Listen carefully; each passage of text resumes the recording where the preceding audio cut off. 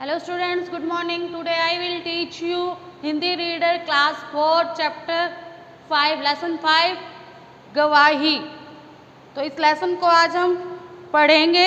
ये लेसन चाणक्य और चंद्रगुप्त राजा सम्राट जो थे, राजा थे चंद्रगुप्त, उनके महामंत्री थे चाणक्य।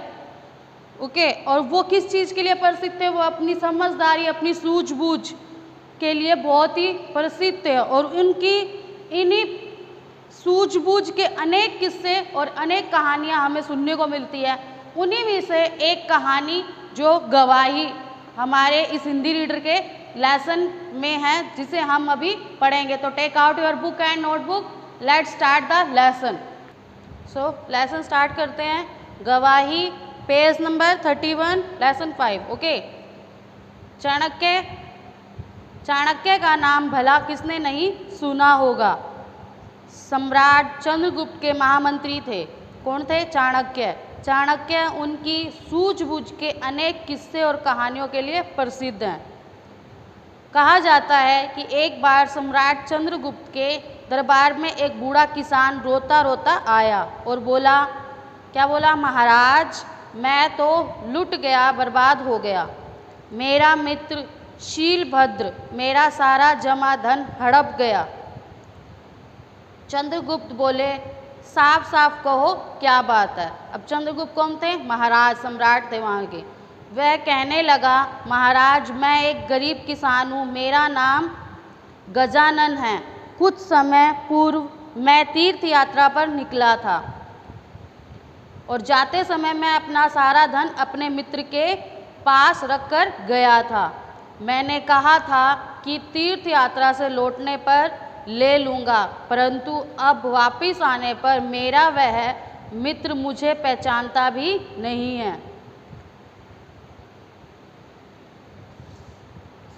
Next page.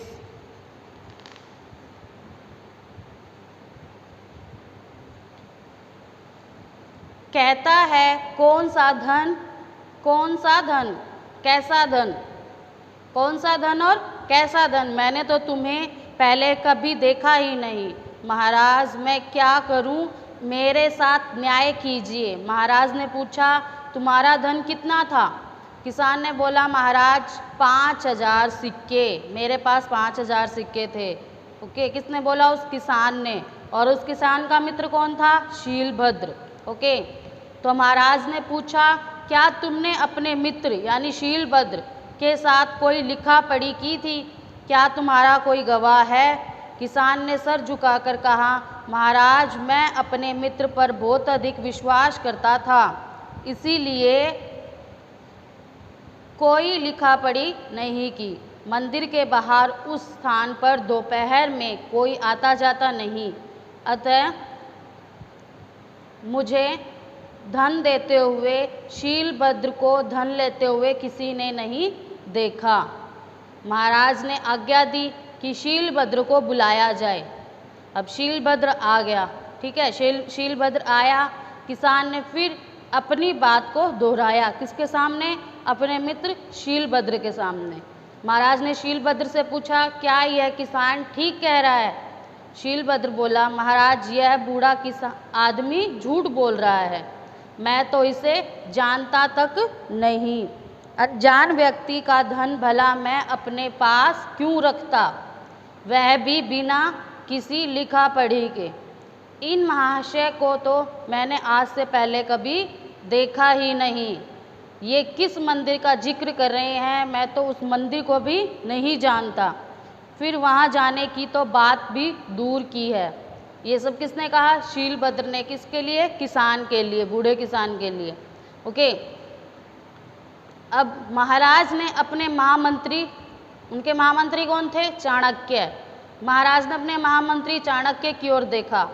महामंत्री ने उन दोनों को अगले दिन सुबह दरबार में उपस्थित होने का आदेश दिया। चाणक्य ने महाराज से कहा, आप इस मुकदमे का फैसला मुझ पर छोड़ दीजिए, मैं स्वयं न्याय करूँगा। सुबह होते ही दोनों सभा में उपस्थित हुए।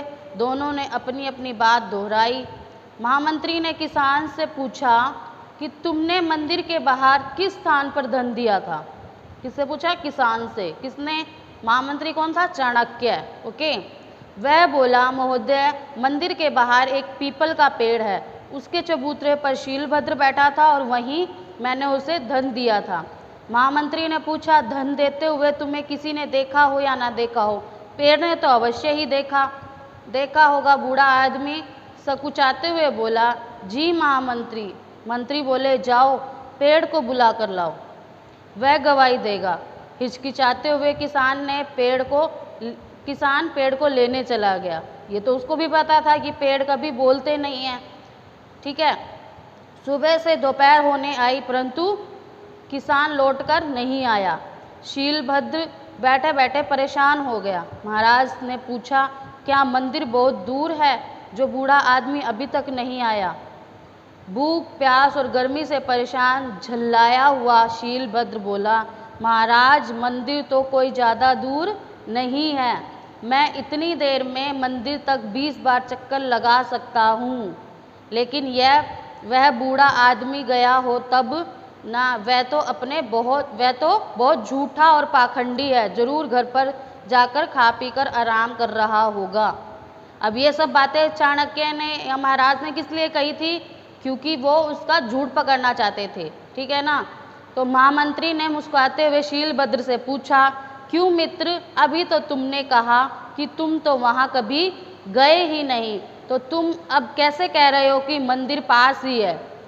जब पहले उन्होंने उनसे पूछा था, प्रश्न किया था कि तुम मंदिर को या इसको जानते हो, तो उसने साफ इनकार कर दिया था। उसने कहा, ना मैं इस बूढ़े किसान को जानता हूँ, ना मैं उस मंदिर को जानता हूँ जहाँ इन्होंने मुझे ये धन दिया था।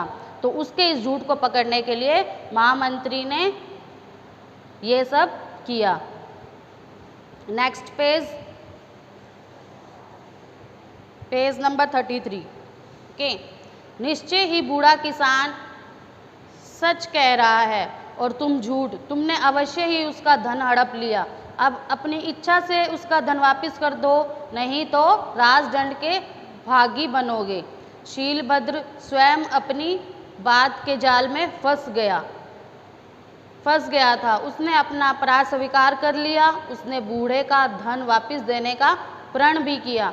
थोड़ी ही देर में वह किसान आया और वह बहुत ही थका सा लग रहा था। वह बोला, महोदय मैंने पेड़ से बहुत अनुनय विनय की, ठीक है, परंतु क्या था? अनुनय विनय करना यानी विनती करना, गिड़गिड़ाना। ओके।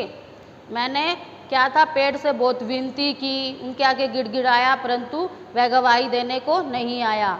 महामंत्री चाणक्य ने कहा, नहीं, वह आया था, वह गवाही देकर चला गया। तुम्हारा मित्र शीलभद्र मान गया है कि उसने तुम्हारा धन लिया था, अब वह वापस देने को तैयार है। इस प्रकार चाणक्य ने अपनी बुद्धि कौशल द्वारा बिना प्रमाण एवं साक्षी के दूध का दूध और पानी का पानी कर दिया। तो इस कहानी से हमें क्या शिक्षा मिलती है? इस कहानी से हमें यह शिक्षा मिलती है कि कोई भी कार्य है उसे हम हमारी बुद्धिमानी, हमारी सूझबूझ से हम कोई भी कार्य को, कोई भी समस्या को हल कर सकते हैं। ओके। अब हम इसके वर्ड मीनिंग करेंगे। सो अपने अपनी नोटबुक ओपन करेंगे सब। So take out your notebook. Okay. So start the word meaning. अब वर्ड मीनिंग स्टार्ट करेंगे हम इसके, आप उसको नोटबुक में राइट करेंगे। फर्स्ट है गवाह।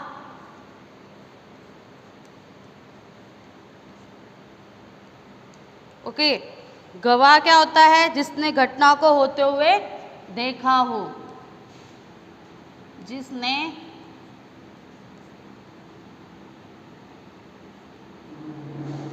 घटना को होते हुए देखा हो।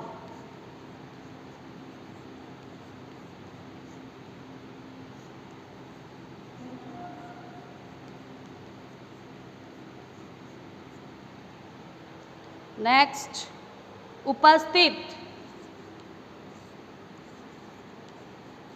उपस्थित।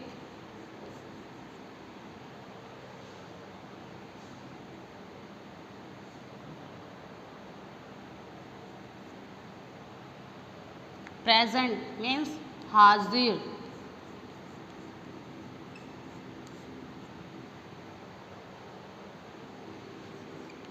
अनुनय, अनुनय।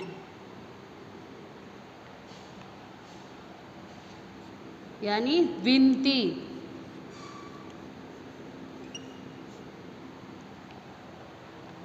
विनती भी बोल सकते हैं, प्रार्थना करना भी बोल सकते हैं।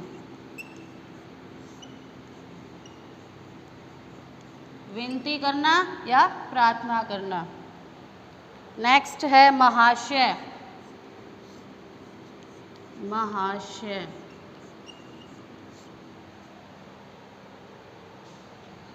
महाशय जेंटलमैन, भला आदमी।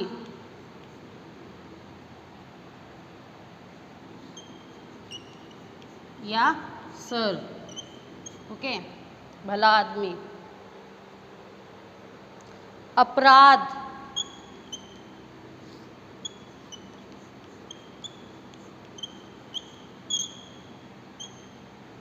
अपराध क्या होता है?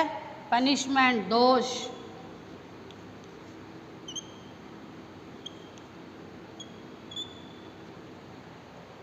एंड लास्ट प्रमाण।